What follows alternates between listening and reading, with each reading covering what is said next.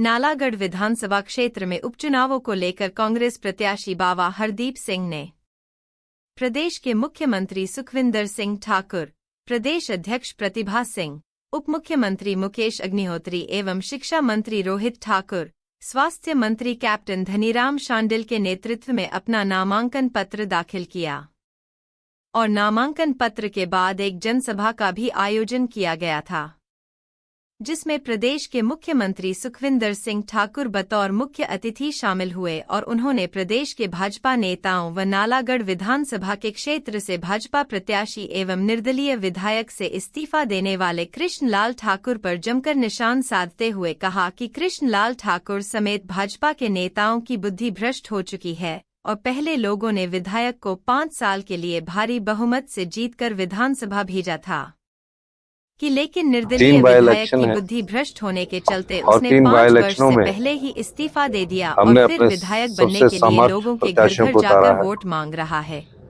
कि उन्होंने ये जो कहा चुनाव है कि विधायक कृष्ण लाल केवल ठाकुर ने विधायक बनने लोगों के की लिए नहीं हो रहा भावनाओं है। को ठेस पहुंचाई है ये जो और चुनाव जिस है सोच को लेकर लोगों ने बेईमानी विधायक और को ईमानदारी विधानसभा के बीच भेजा का था, है। उस सोच पर वह खरा नहीं उतर 5 पाए साल हैं के लिए और लोगों ने लोगों के चुनकर साथ भेजा धोखा किया है और और उन्होंने 5 साथ ही साल के उनकी भीतर सरकार के साथ भी आजाद धोखा किया है प्रत्याशियों को और ऐसी उन्होंने क्या अपने जरूरत पड़ी नेताओं को अनसुना कर कृष्ण लाल ठाकुर के कि वो अनेकों विकास दोबारा कार्य से करवाए, चुनाव लड़ रहे हैं। लेकिन उन्होंने सरकार कांग्रेस ने के अगर साथ उनका भी काम धोखा नहीं किया किया है होता और अब उन्हें तो क्षेत्र बीजेपी की के जनता साथ इन जिस तरह उपचुनाव बीजेपी मुंह तोड़ विपक्ष में जवाब उस तरह देने वो वाली बीजेपी है। के साथ विपक्ष में बैठ जाते। क्यों जनता पर ये बोझ थोपा?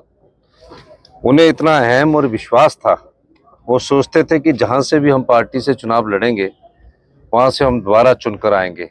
वो जनता की भावनाओं का सम्मान नहीं कर रहे थे।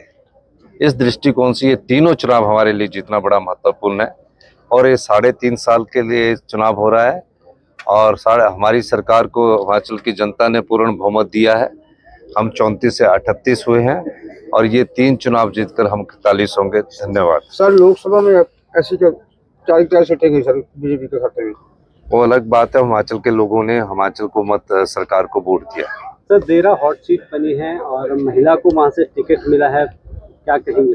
नहीं, महिला को नहीं दिया, वहाँ ये देखा नहीं, महिला को मेरी पत्नी को दिया, ये बोलिए। अब महिला को ना बोलिए। वहाँ ये देखा कि कांग्रेस पार्टी में वहाँ काफी ग्रुपबाजी थी और 25 साल से वो सीट हम हार रहे थे और कई बार ऐसी स्थितियां आई कि सर्वे हुआ, मुझे पता भी नहीं था, मैंने तो 2 बार हाई कमांड को भी मना किया, लेकिन वहां हमें चुनाव जीतना बहुत जरूरी था।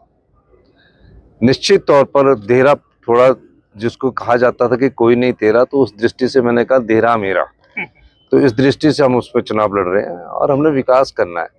वहां भी चुनाव जो है इन्हीं मुद्दों पर लड़ा जाएगा कि 1.5 साल में उन्होंने अपनी विधायकी क्यों छोड़ी। धन्यवाद।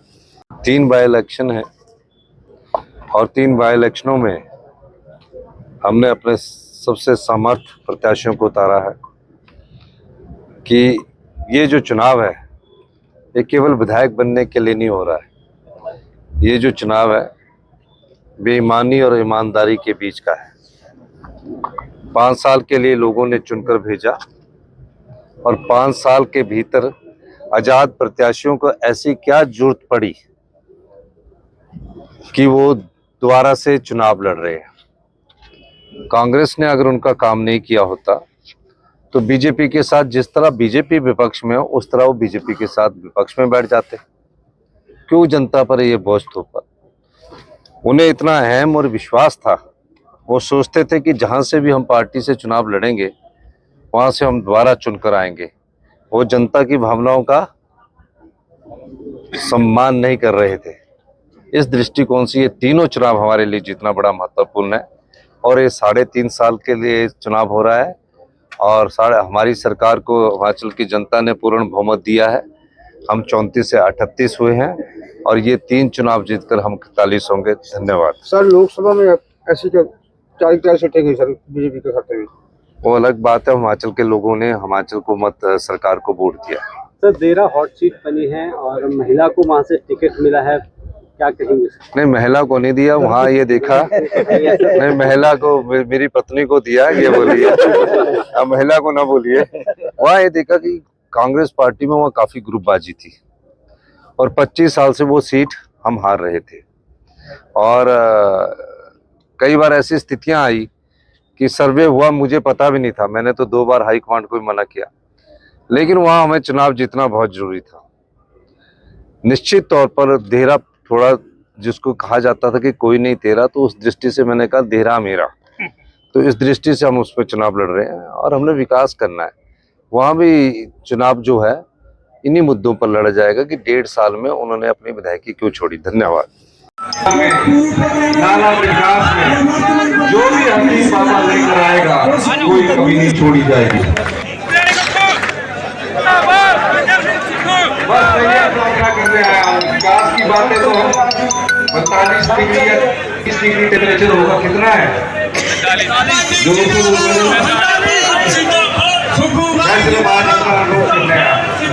ये 3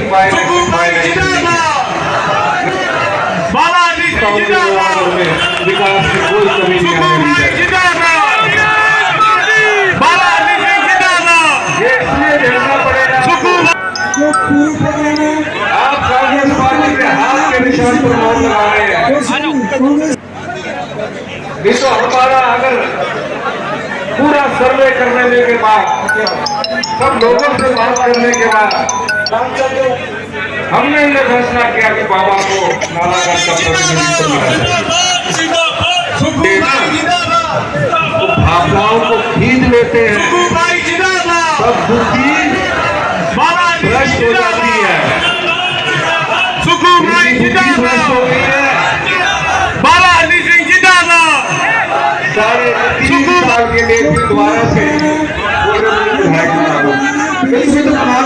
अब 3.5 साल के लिए आपने हबीब बाबा को विधायक बनाना है, बनाओगे कि नहीं बनाओगे? हम वादा करते हैं, हमने जो कहा है वो किया है।